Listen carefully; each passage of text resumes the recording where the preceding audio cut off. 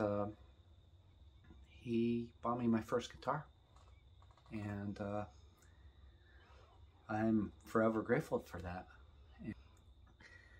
Back in like the late 90s, when I was playing in bands and stuff, and he was settling down with his family, and there was a couple times we had cookouts. He had his drum set down in the basement. He's like, "Hey, why don't you come down?" I would bring my amp. We'd jam out a couple times. Basically, a friend of mine used to do open mics and stuff like that, and he was looking for a band. He saw an ad for a singer, and he was like, "Oh, this band seems like it was meant for you," because it was all the same bands that I also listened to that they put in the ad as influences.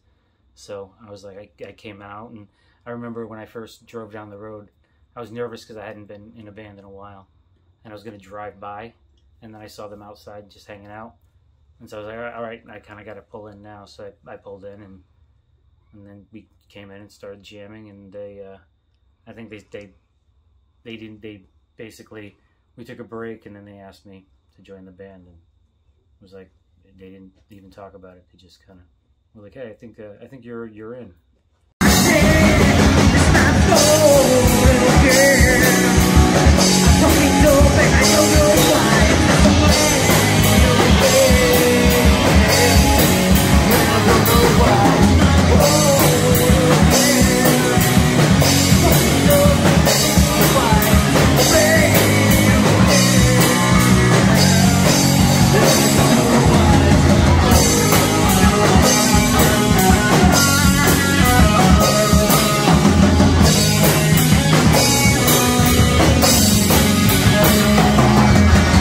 I'm in the band Monoxide right now, and I just played bass for Greyloch tonight, which was pretty fun.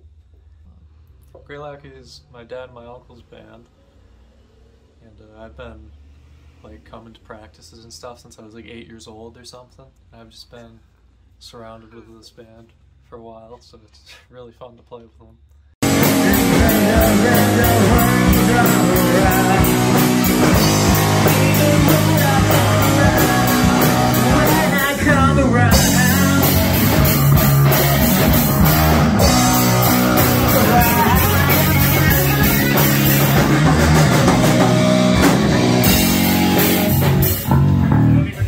How long have you not been in a band for?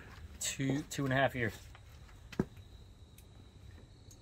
I was thrown out after our triumphant gig. All is forgotten.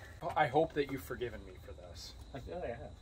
That's why I was like, when I told him, I was like, just tell Jim I'm like sorry for everything. And The one thing is I did reach out to you before it all went down.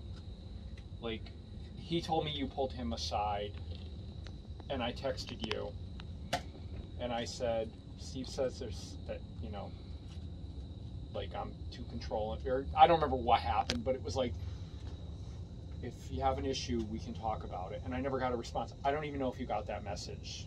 But at the time, I was like, he didn't fucking respond. He doesn't care.